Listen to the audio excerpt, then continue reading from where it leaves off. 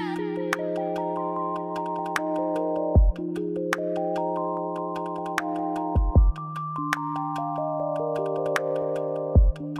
name is Rob Breed, and together with my beloved partner Chang Fang Luo, we are the founders of Architecture in Development.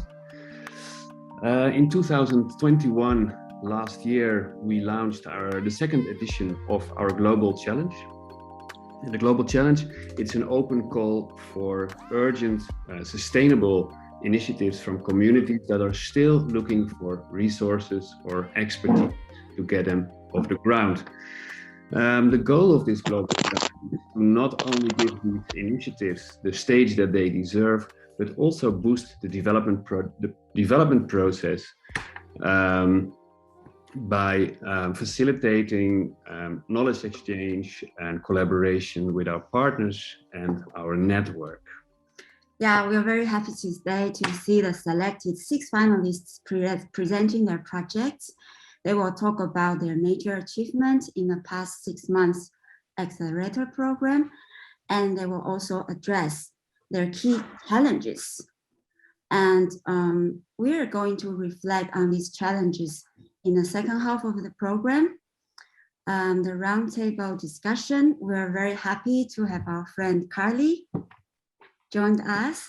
Carly will moderate the roundtable discussions.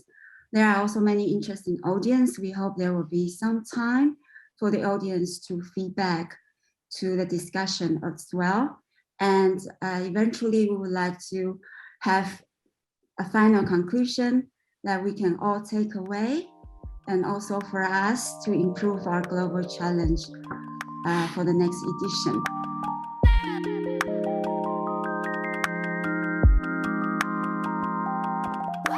Thank you for the introduction, and hi to everyone. Welcome to our kitchen table. So we are Cocina CoLaboratorio, and what did we start with in this challenge? So we started working in a community south of the Lacandona jungle in Chiapas, Mexico, in the border of Guatemala, which is a community just south of a big rainforest reserve.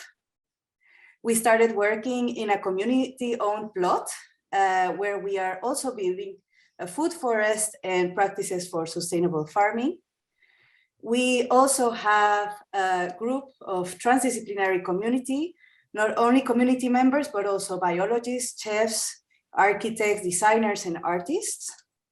And we also started with a plan of building a lab and kitchen space, which is the heart of an experimentation place for regenerative food practices.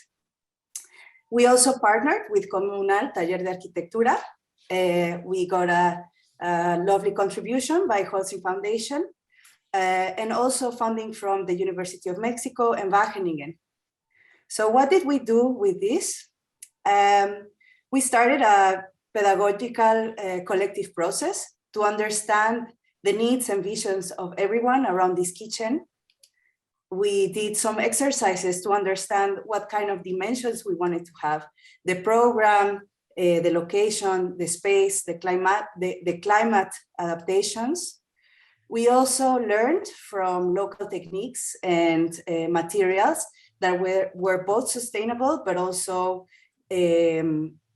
culturally available in the area. And this led to the decision-making of how we want to have this kitchen. Taller Comunal started to work in a blueprint for this space, and they came up with a beautiful design that is based on the ideas of everybody, and that is including the local materials and also sustainability management for all these materials in the area.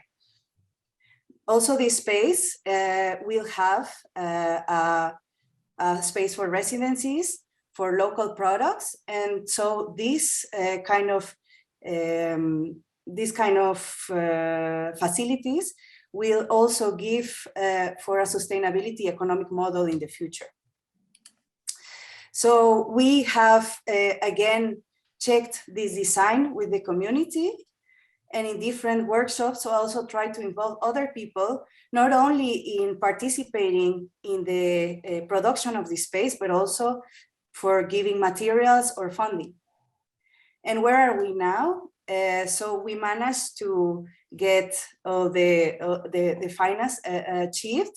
We exceeded a little bit of that first stage for our budget. And we managed to get some bioconstruction experts, local experts on materials, and also circularity experts for all the waste management and the kitchen. We are also working right now in a model to raise funding for stage 2, in which the community is partaking a big part in terms of materials, in terms of work, and also of transport of materials. And we have managed to also raise a bit of funding from universities like Wageningen University and UNAM. And we will be starting a crowdfunding campaign from next week onwards. And what we still need, we need to start the construction. Actually, we are starting the construction in the following month. But we also realize we need a bit more organizational tools with the community. We need extra funding. And also we need to learn a bit more about circular technologies. Thank you, that's all.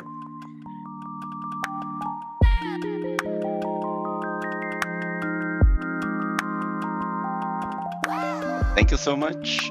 We have prepared the video. I am Renato. I am a trained architect and planner. I work in FICA. FICA is a community real estate fund. We buy property in downtown areas of São Paulo, and we rent it at socially progressive prices.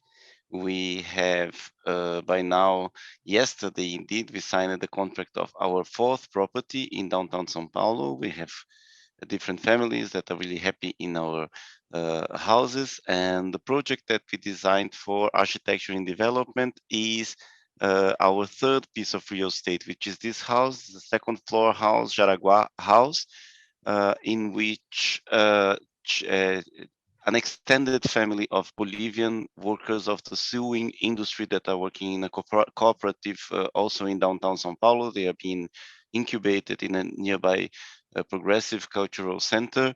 And our project was to design a renovation and also to follow the occupation of the house.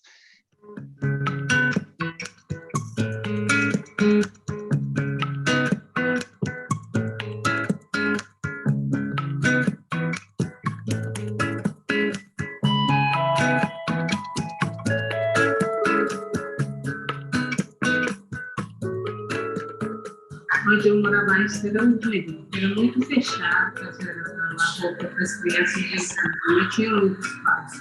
Porque aqui ia ser maior e aqui os banheiros, só tinha um banheiro só tinha mais espaço. O ambiente eles também, essa escola também já tinha que integrar um plano na escola. Não, só a troca do telhado, nem ver como não sei guarda-roupa também, né, para arrumar. Eu pensava em fazer uma sala também, né, para as crianças. Mas foi isso.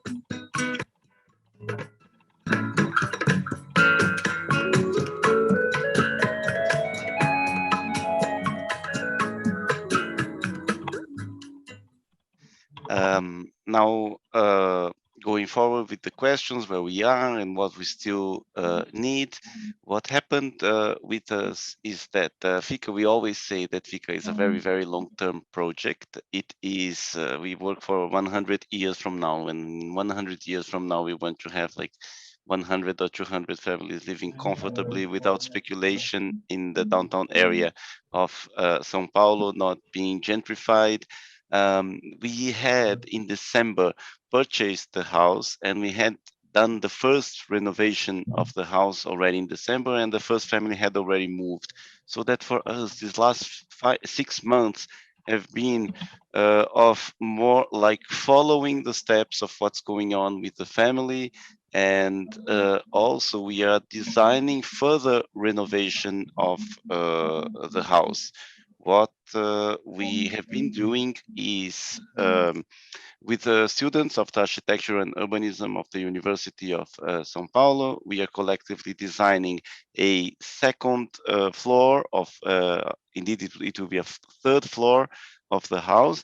And we discovered in between that the house was not regular in the municipality of São Paulo. So the first step that we have to do is to apply for a regularization. The tenant that's living in the floor below has done some irregular building, and we have to regularize before we get the authorization to build it further. And also something that happened, we had in the last months the rainy season here in São Paulo, and the deck of the ceiling was also leaking. And yesterday we signed the contract for another property, and in the next month we will be changing the family to our other property so that we can replace the ceiling so that it's not leaking anymore.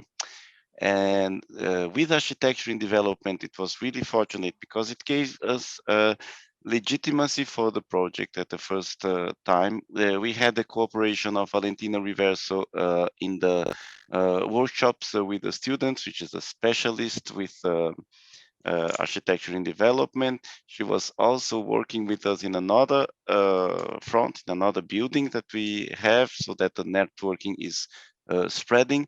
And also we got in contact with Domat. You saw in the video that Janet, our tenant, said we want a wardrobe, and we got in contact through architecture in development with Domat, which is this amazing building company from Hong Kong, architectural office that is designing furniture for extra dense spaces in Hong Kong that have really similar situations than ourselves. So that our next step is to make a cooperation which is more close, which is testing the furniture that Domat has built for Hong Kong in our buildings here in São Paulo, so that we can check if our cultural differences will make any difference in the use, in the efficacy of the furniture. But our bet is that it will work very well. Before we had as a model these tiny houses from the northern hemisphere that have a lot to do with privacy and also to do with heating, and this is for us not that appropriate. I think I'm out of time. That's what. Thanks.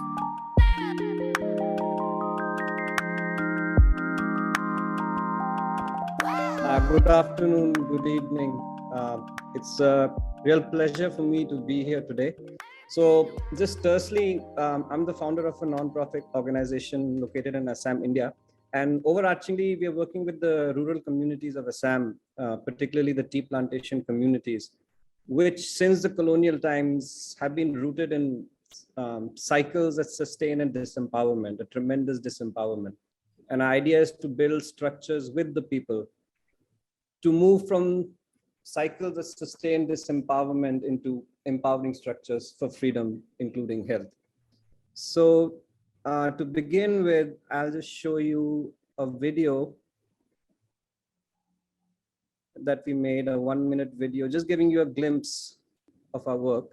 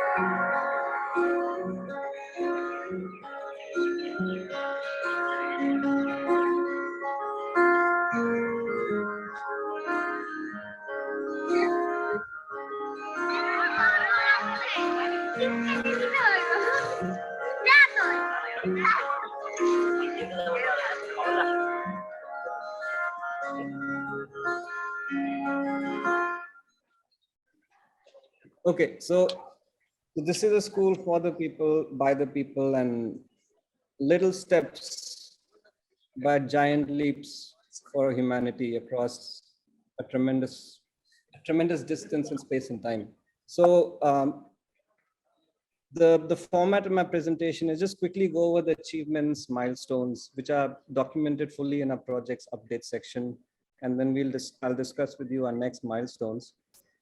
So October 2021, we got ownership of a large piece of land, which was donated by the tea plantation. This was a very significant step in our journey to get this piece of land. And between 4th of October 2021 to February 2022, we built a new classroom, Toraghar, which is Star House. We laid the foundation, and you can see the new classroom coming up next to the old one that was already there. And then on the right is this new classroom that was finally completed, and it finished the landscape of this was a small exploratory piece of land that we began on. And it was ready to use for our school students when schools opened after 2 years of COVID lockdown. December 2021, so this small piece is where we began, 800 square meters. For 2 years, we set a precedent for positive community action. And that too, when you consider the landscape of disempowerment and conflict. And now the community has entrusted us with the land 28 times bigger. So this is, I have no words to explain how tremendous this is. January 2022, we had a first meeting with external board of advisors, which is a significant step. We deliberately kept incubated within ourselves, and then we started to move outside, bringing other experts, like even prominent institution builders of our country. We collaborated with a solar power expert. And then 2022, we finally began building on this large piece of land with the prayer and breaking ground. So we have to build this academic block for grades 1 to 3. We'll set another fundraising goal for 7,000 euros. And we have to build next level of financial stability, apply for foreign funding permissions, register for corporate social contribution to get larger institutional funding. And the long term is we have a long way to go. We reached grade 2, we have to reach grade 12, so we have a lot of work to do.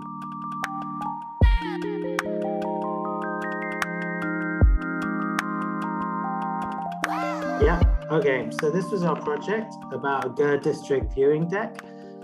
We've been working in Ulaanbaatar in Mongolia since 2014. And the major problem is this expansion since 1990, where the urban population is extended to over 840,000 people who are living in these GER districts, which don't have any basic sanitation or sewerage at all. We were in contact with a very interesting character called Ulsi Sodom Senge, who saw potential in this abandoned quarry, and he set up a community resource in this abandoned quarry that he found in the center of the GER districts.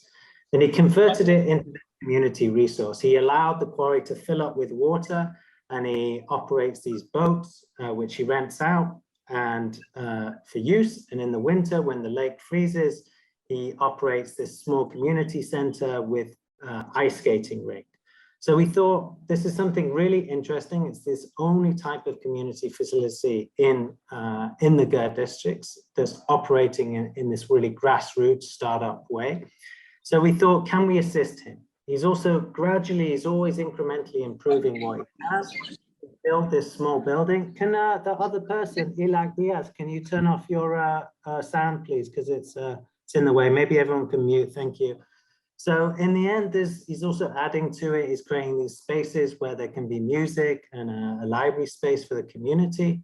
So it's a very positive initiative, and there are very few and hard to come by in these GER districts. So we wanted to harness what's going on and create more sustainability in the sense, in terms of the finance for his operation. So could we create what we call a new kind of viewing deck, which over time also could incrementally develop and grow into a kindergarten, an additional play space, and also a community facility for teaching and sort of gradually working with the community. So this is what we wanted to set up. So this first stage was to design this beginning of a kind of short-term impact with this viewing deck. When you're up there, you can actually see the whole entire city and understand its gradual development and the impact that these GER districts are having on the community itself. So we've been working with stakeholders that we've been working with before. GER Hub is our key stakeholder. We've been in discussion with One Sky, who unfortunately weren't able to take this up, and also with Rotary. Then our big thought back in last year was that this could really begin to work with some of the tour operators that are taking place. Every year, thousands of people arrive in the summer over Ulaanbaatar, but basically fly in and out. They fly into the city center and then they go off into the countryside to enjoy other parts of Mongolia. And we thought, could they spend that day and actually begin to visit the GER district? So could we tap into this kind of economy brought through tourism and try to find potential funders also related to tourist activity. Our next steps in 2021 in November were really to try and figure out the financial models, figure out the engineering of the structure, find the financing, but also begin to assist Utsi in sort of training and thinking how he could move the scheme on as a more kind of long-term financial situation. The biggest challenge for us has been COVID-19. We've simply not been able to visit Mongolia at all. Fortunately, it was just announced yesterday that flights will be resumed from Hong Kong to UB in June, but we've just not been able to go at all. This has killed the tourism sector. There's diminishing funds available for community-based projects. And also the supply chain and logistics stagnation with the China border and also Russian border closing for long periods have meant that the costs of construction have gone up by 50 to 60%, which is kind of excruciating for people trying to do any type of project in Mongolia right now. And we're still lacking sponsorship and funds. So in a way, we've been really hit pretty hard in our activities due to the COVID situation. But the good news is we now have someone in Mongolia. We've employed someone to embark and help us with all of our projects in Mongolia.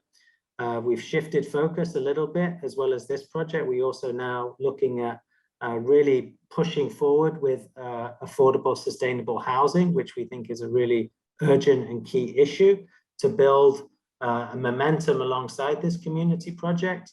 And we're really hoping that this summer we can sort of try and catch up with some of the time that we've lost, the momentum that we've lost that's been impacted through COVID.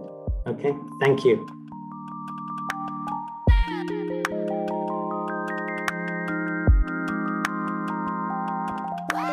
Hey everyone, I will start with the video and then a short presentation.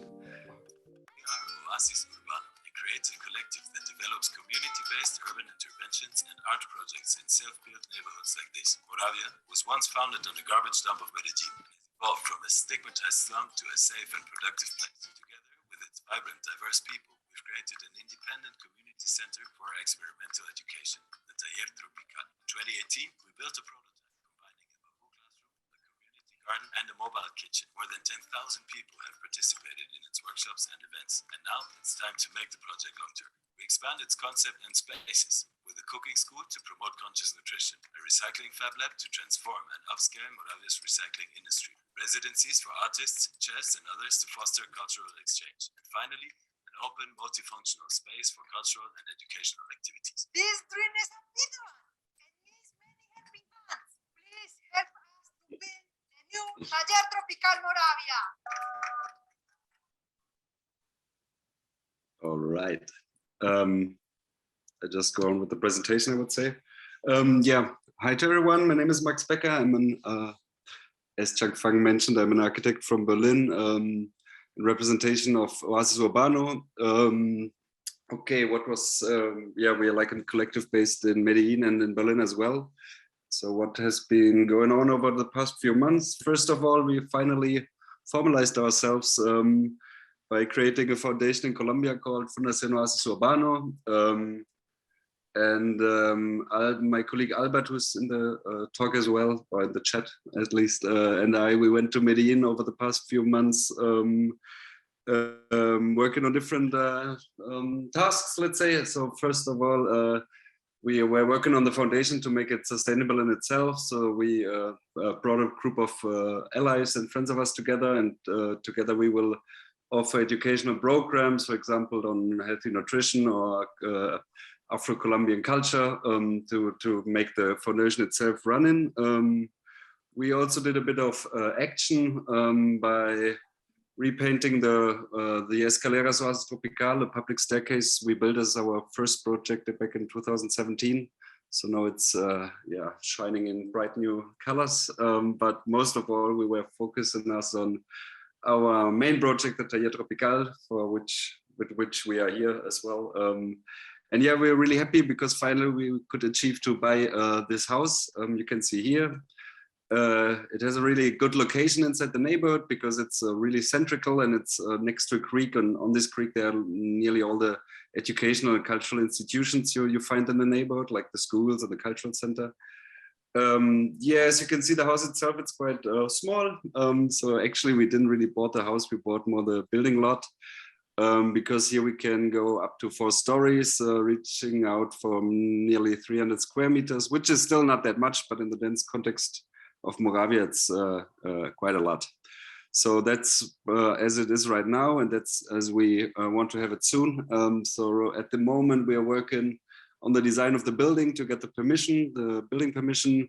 We're also working on the sustainability model that this project can walk on its own sooner than hopefully soon. Finally, and that's probably the biggest challenge, we are working on the funding to build it in the first place. So we did a crowdfunding.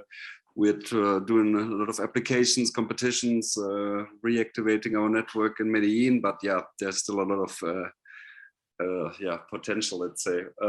Okay, what's next?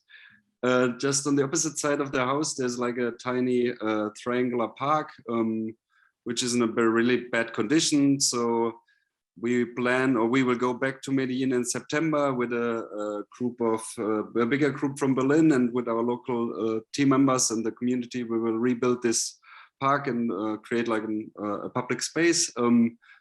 Also to already integrate all the neighbors of this part of the neighborhood in the new project. And then we're hoping to start construction by the end of the year. And that's it for the moment. Oh, yeah.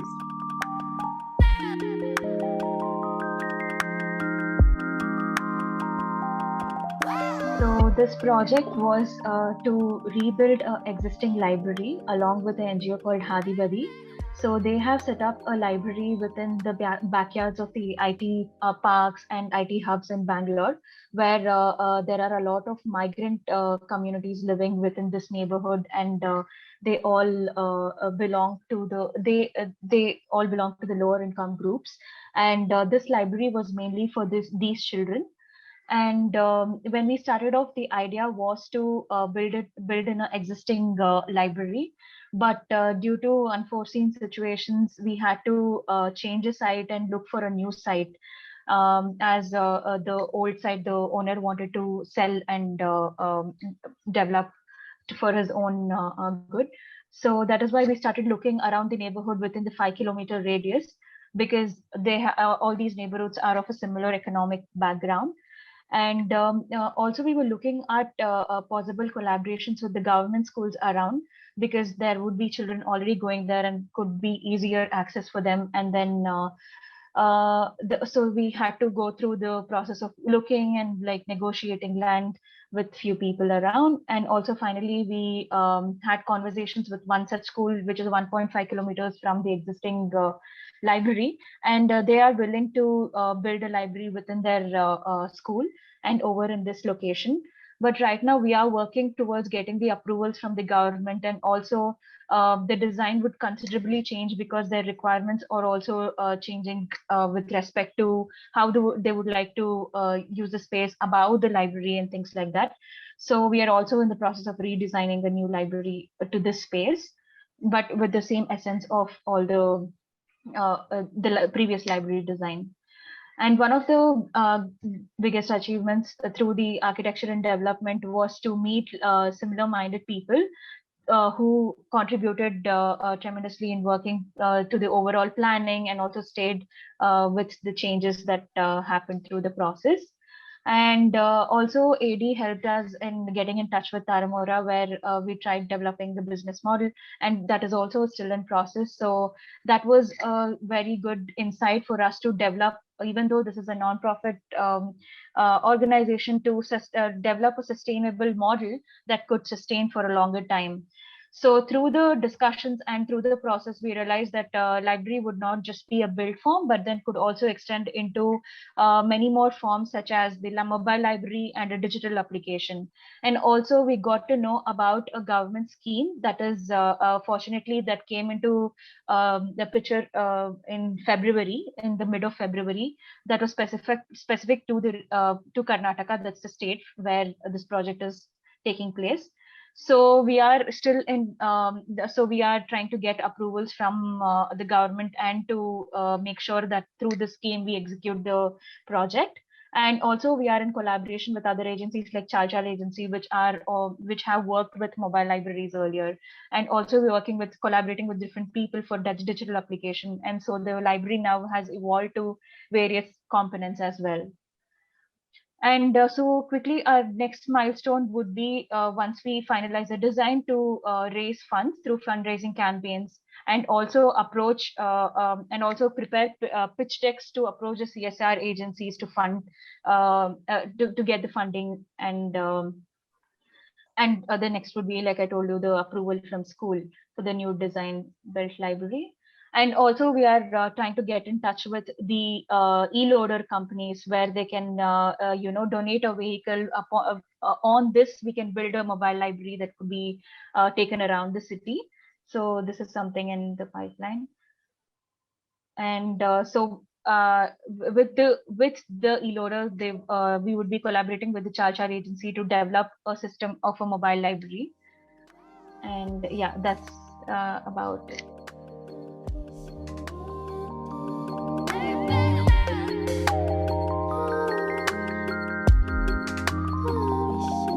Thank you so much, finalists, for sharing, and we appreciate your work. And I'm just going to shift us into this time of discussion in our roundtable, and that we are going to be joined by a group of panelists who have been so generous with their time today. So we have David Cole, who's the founder of Building Trust International, which is a global organization that provides design to community serving organizations in different contexts. We have Hannah Adbel, who is an architect based in Beirut, Lebanon, and a senior project curator at Architectonic, Arc Daily. Besides construction, she's also been part of public work studies and workshops in Lebanon. We also have Kevin Jones, head of communications of Wholesome Foundation, and that engages the foundation's global audience to build awareness of sustainable projects and best practices.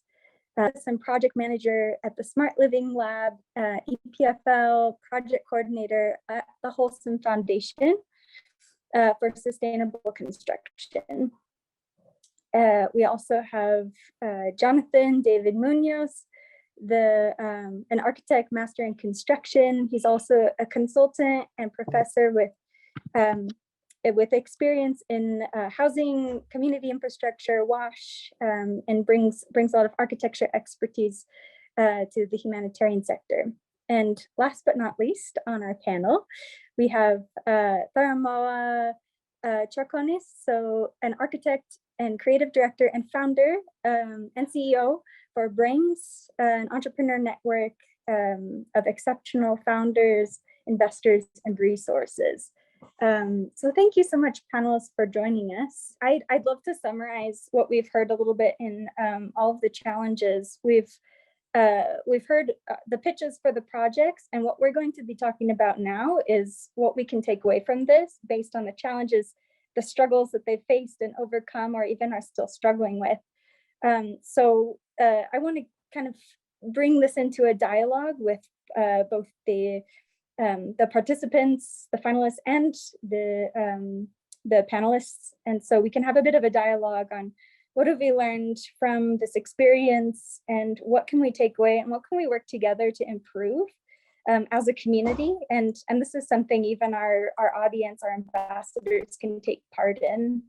So I might turn it, if we have time, I might give the finalists just a few minutes to describe what are their challenges in like one sentence each. And so maybe starting with Mariana, if you want to share like one sentence of the main challenge that you faced in your project, and then we can just go through Renato and Arjun and share these challenges, and then we can turn it back to the panelists and discuss all together. So Yes. Mariana, do you have a challenge? Yes, of course. I think in terms of the main challenge that we are facing is that the site that we are working in is pretty far off from any city. So whenever we are working on the site, it is a lot of energy, but we have a hard time struggling with communication and keeping up with the organization of the work. And therefore, I mentioned that now we need to create more tools for community organization on site, or find funding to be more present in this community. So that's our biggest challenge. Yeah, thank you for sharing. Renato, do you have a challenge to share from your project? Yes, I think we have always the project the challenge of funding. We live in a very large city in which hundreds of thousands of people need good apartments and good places to live, and we always feel that our project is very, very small, and we wanted to enlarge it. And the second challenge is there are some public funds for housing and also vouchers for housing, but we, FICA, we are so different from anything else that happens in the real estate market in the city that we don't fit into public policies. So that I would say our biggest challenge is to make a proper match with the government, so that the housing policies resources that are available can be directed to projects like ourselves. Yeah, thanks for sharing that. Arjun, do you have a challenge to share from your experience?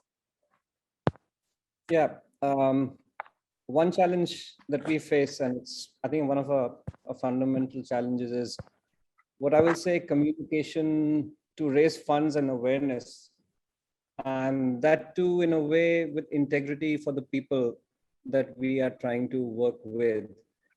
And that is in the sense that, you know, for a long time when a big humanities expression is not heard in the dominant mainstream, sometimes you find yourself at a lack of even language to communicate it, and the ability for the dominant mainstream to even listen. And to do that with the integrity for the truth, even as we are raising funds, sometimes under stress, is a challenge for us. Yeah, definitely. Thank you for sharing that. Yeah, thank you. Joshua, do you have something to share from your project, the main challenge? I think you touched on it a bit in your presentation, but if you'd like to. Yeah, I can state it again. I think there are two major challenges. One, you know, I think the project's contingent on people and relationships, and that can't be done remotely. So when we can't go, that kind of stalls a lot of our intentions. And the second one that we're really facing now is the rising costs of construction mean that one of the key factors, particularly in some of our other housing projects, is really about affordability versus performance, right? You know, we want to achieve a certain degree of sustainable performance, working in these winters which reach -40 degrees. To do that, balancing the affordability to the residents is a real challenge. Thank you. Yeah, definitely a challenge. I feel like a lot of us can relate to this. I'm starting to detect themes. Can we go to Max? Max, do you have a challenge to share from your project? Sure. Hi, Kali. Yeah, since we are like a self-organized initiative from the start, so from the beginning, and still funding is like the biggest challenge, to get like the money together to get the project going. And right now, to like this new project is for us like a different scale than the things we have done before. So find the funding and also to make this process like sustainable in itself. That's like the biggest challenges at the moment. Right. Thank you. Teja, do you have a challenge for our last finalist? Yeah, so with our project, one of the biggest challenges that I faced was to find a site and also collaborate with the government schools or any government institution so that they could, be involved in giving such kind of a collaboration or, so what I could get out of this is also because this organization Hadi Badi was specializing in library alone. They were not able to approach the government organizations for this kind of a purpose where they wanted to scale up. So also as an individual architect, also to approach the government was difficult. Maybe with an organization which has a clear intention of building for the community and things like that, it could probably have a better reach is what I felt. Yeah, that's so true. And I can relate to a lot of these struggles that you're sharing, everyone. And I think I'm picking up a couple of themes here, and I'd love for our panelists to kind of discuss, and I'd like to open it up to them. But I think the two main things that I'm seeing from all of our finalists are, one of them is access, whether that's communication access or logistical management of the project from different places.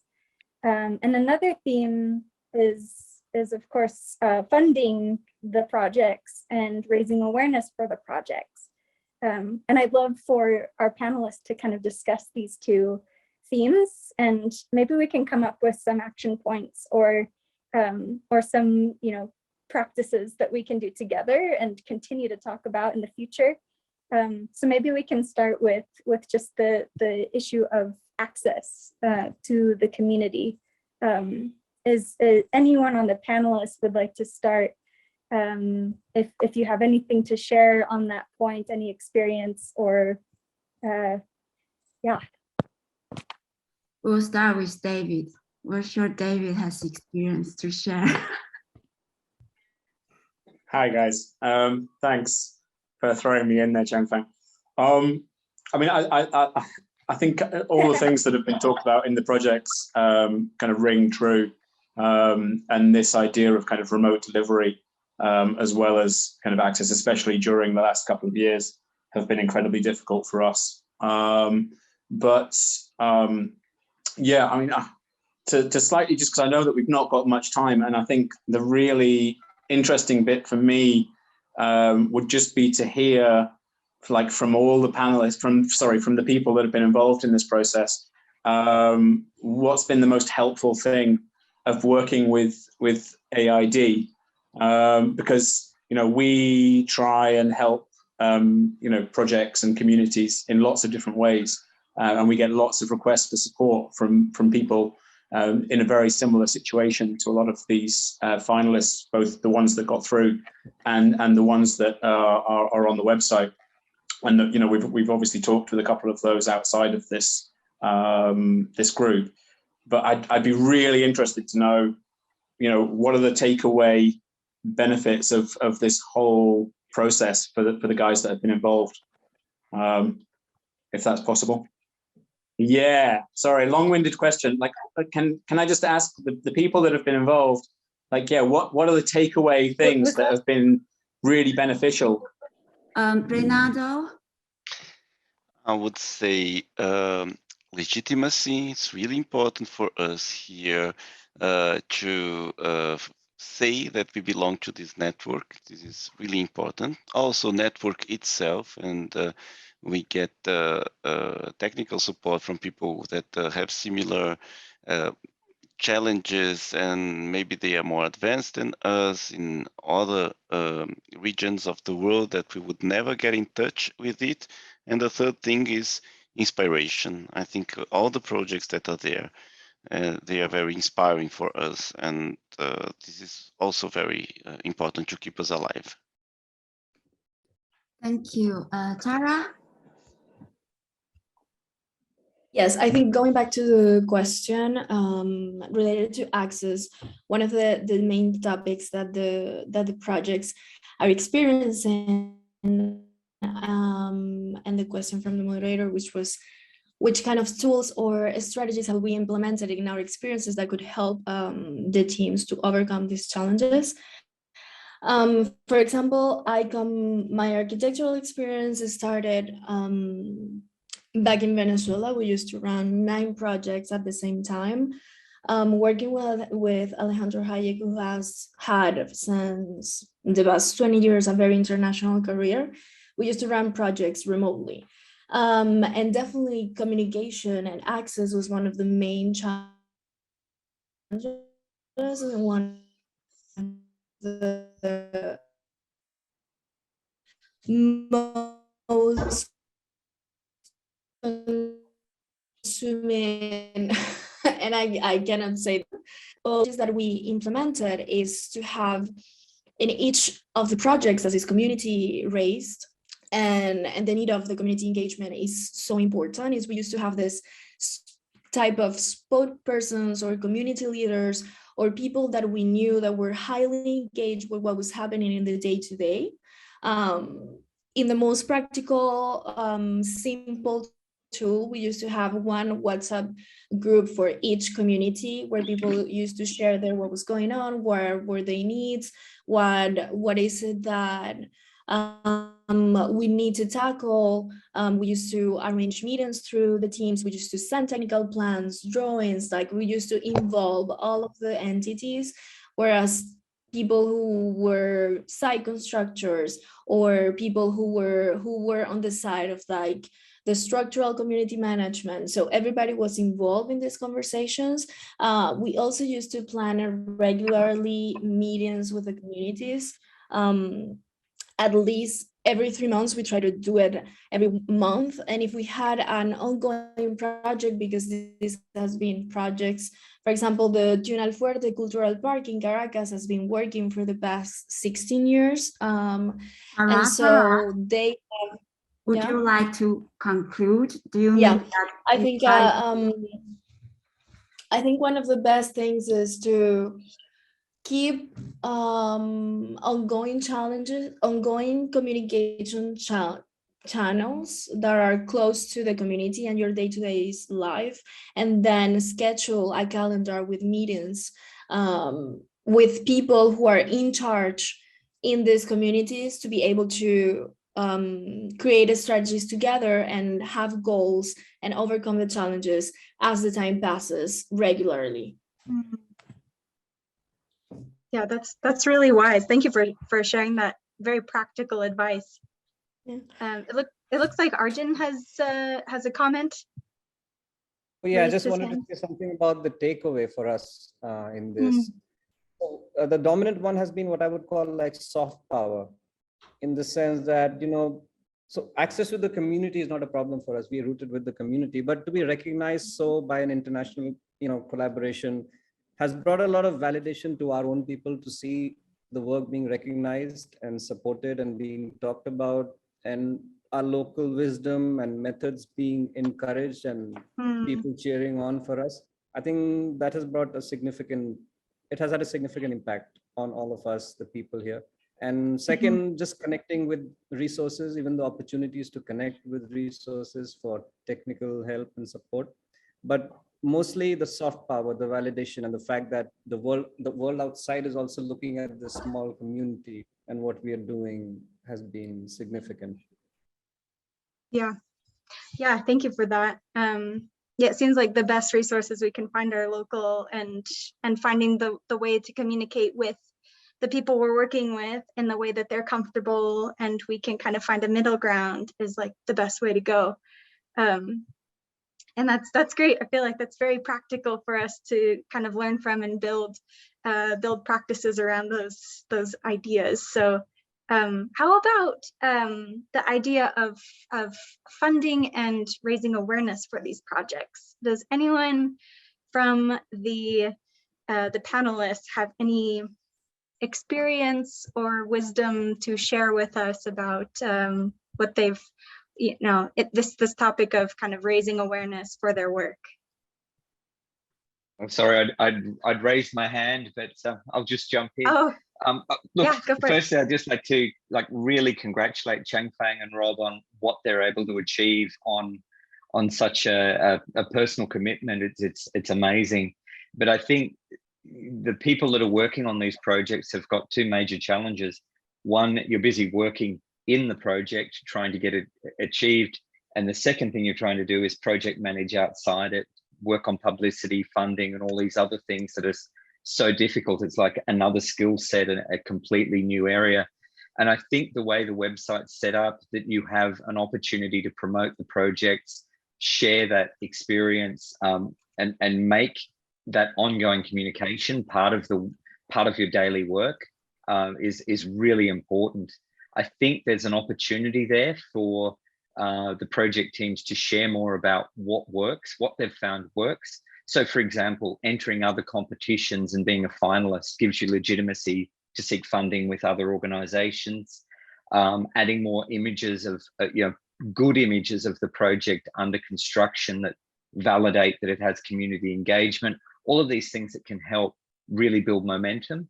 And I think you've got the basis on which to build, but I think it's important to reflect and take a moment to share, well, what have we learned and what could we pass on to the next group coming through about not completing the project itself, but actually getting the funding and promoting the project, which is absolutely a different skill set. Yeah, that's really valuable. It looks like, are these hands up? I think Hannah has her hand up. Yeah. Would you like to share? Absolutely. Particularly in what regards raising awareness for these things. And from my perspective, of course, it also has to do with exposure, which of course Rob and Changfang also know about. And I see like quite a lot of also untapped potential. So like you were saying, trying to showcase not only more images, but I think that in most of these projects, you also can highlight some success stories that would in their turn also offer legitimacy, and maybe focus in on smaller stories and things like that, because the narrative also is actually what's most important in all of these things, and the way you showcase it, the way you bring it forward is very important. So through the architecture and development side, so there's been more of a targeting fundraising, targeting people to help and so on. But there's also a lot of potential to broaden the exposure towards a more global audience, an audience that can find relatable items, and that through these smaller stories. So this is my input about awareness, about making it more, even more emotional. So that's it, trying to highlight that. Yeah, I want to say something. I think we all are quite good at talking amongst the converted a little bit, right?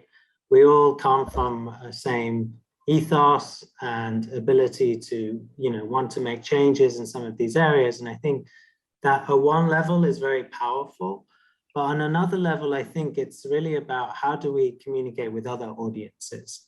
How do we communicate with the skeptics? How do we communicate with people who might think that what we're doing is incredibly insignificant? So I think we need to also begin to bridge that kind of gap in communication. And sometimes I feel that it's quite an insular circle. And the real challenge is like, how do we communicate to, you know, a hedge fund manager or a venture capitalist, or at what moment do they think that what all these projects represent is something that's really, you know, relevant and important. Well, Joshua, thank you. Looks like Changfang has her hand up. Oh no, we just want to say that Joshua, you tap exactly on the point that we are currently busy with, and we're very much aware of this, that we do not want to be some sort of, or facilitate some sort of parallel practice. We really want this to be part of the current practice. So that requires a sort of language that both sides do understand. And that could make this kind of architecture practice, what we call this do it together architecture, much more interesting. It should also appeal to just commercial architects, whatever, what's their idea about what sustainability is, for example. And I think the next year we will have a lot of discussions about these topics. It's the main focus for the coming year that we already set up, just to keep it short. And we are really trying to organizing more sessions like these to, you know, bring these stories to the business network, because obviously we're talking very often in a kind of echo chamber to like-minded people, but now we need to bring in more people, but we need to show them the good stories, and you all have the good stories. But to access to these partners takes a lot of time. So we are trying to make your journey shorter. We bring these partners closer to this network. So whenever you feel like to present, then there are some people there to listen to your stories. I think. But Luisa also has something to say. We have to. Yes, absolutely. And I think this connects perfectly to what you're saying. You're all bringing up on the table, that as per my experience, what we are seeing in research, and we have been seeing in research at least for a long time already, is that one of the key factors to actually achieve some practical good results when it comes to sustainable architecture, sustainable design, is actually to have a very interdisciplinary approach.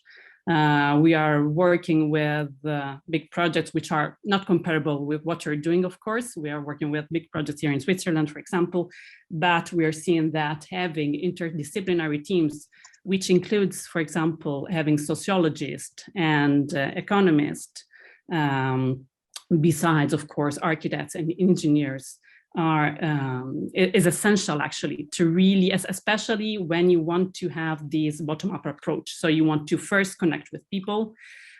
So for doing that, so this might be one of the key to have a good access to the community, is really to engage with sociologists, for example, at the beginning. And going back to how to, for example, find other funding schemes, for example, which are not necessarily linked to constructions or architecture, might be really to open up to other disciplines and see whether through different channels you can get access to, or you can really match with different policies to raise funding. So again, going back to sociologists, to really see if there are different type of fundings which are not directly connected to construction or architecture that can bring some added value to this kind of project. Yeah, that's right. It's so important to diversify. Go ahead, Joshua.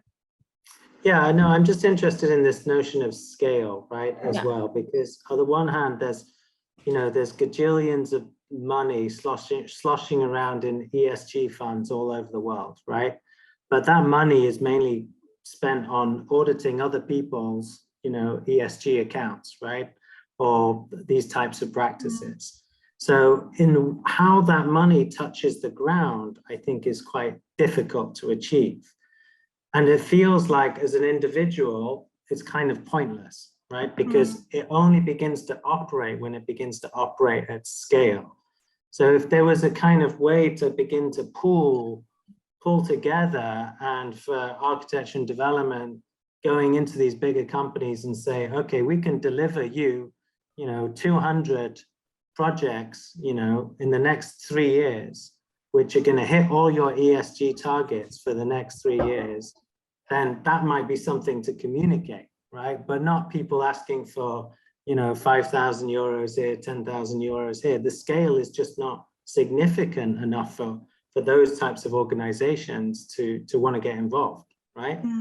So I think there's this gap, I think, is quite a crucial one to begin to address.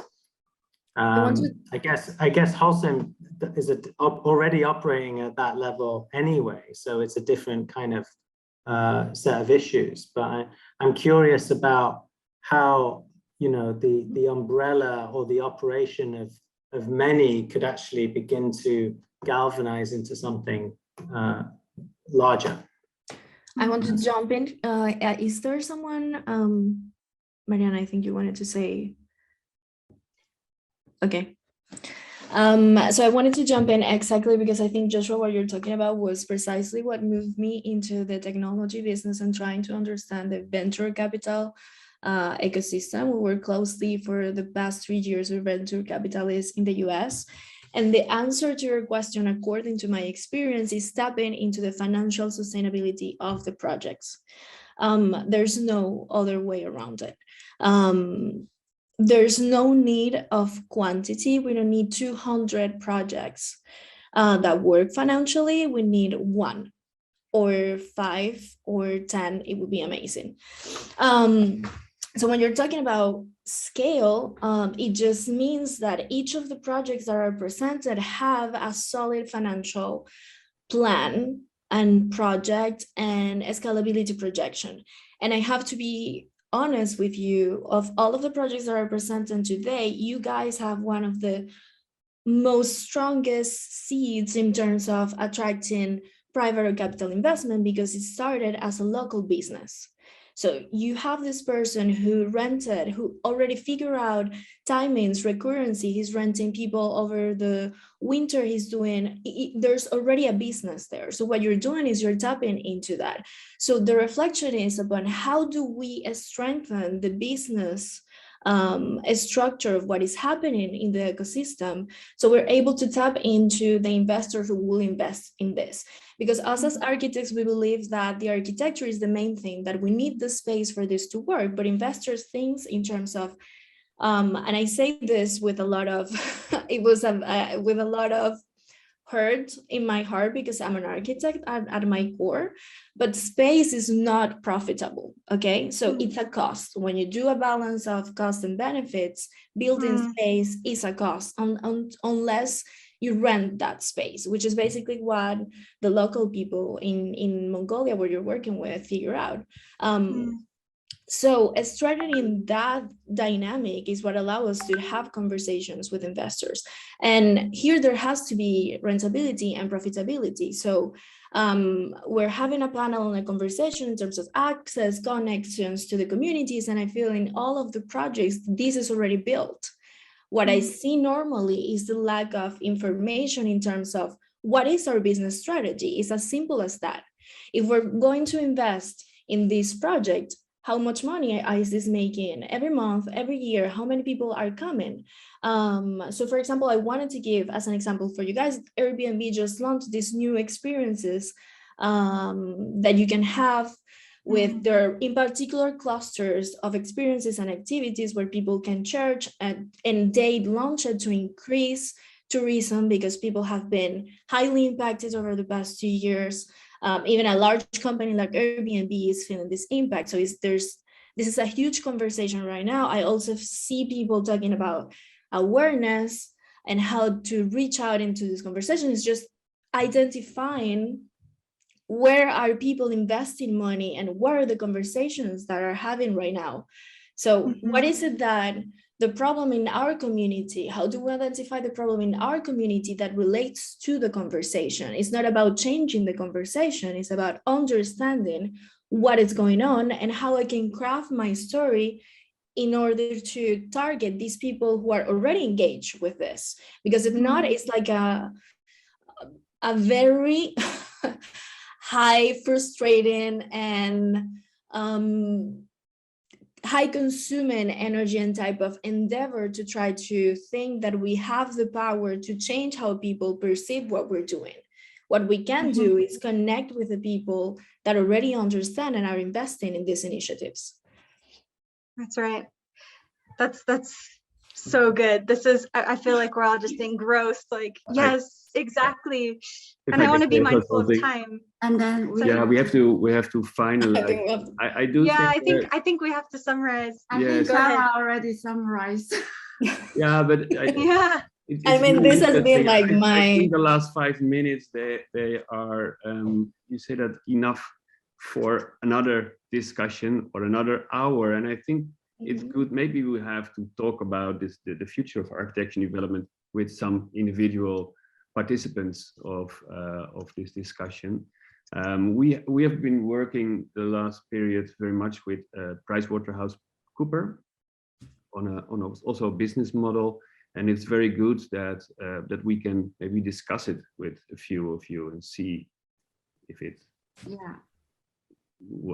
I guess the conclusion is that we all agree that this is really valuable conversation, and we should spend less time in presentations and spend more time to really bring out that key challenges. Actually, most of your challenges are similar, right? And really talk about these challenges and bring in people who would like to join the conversation and maybe take action or mean something or play a role.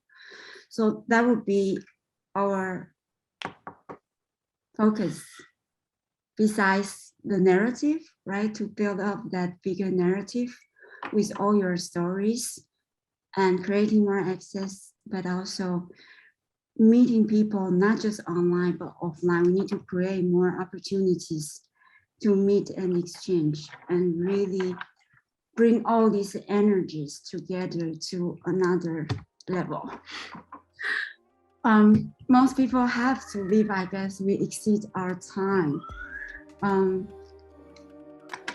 sorry I take your stage, Kylie, but no, it's all good to have all of you, and I hope that we all have something to take away with us. Today's video will be published on YouTube, so you're all free to share it with more people who care about these issues and who would like to join the next conversations. I also want to say that it's good for also the finalists to just continue publishing updates about the project. It's really fantastic to see that. Yeah. Thanks in advance. Thank you all the panelists for your time, and the finalists and all our audience.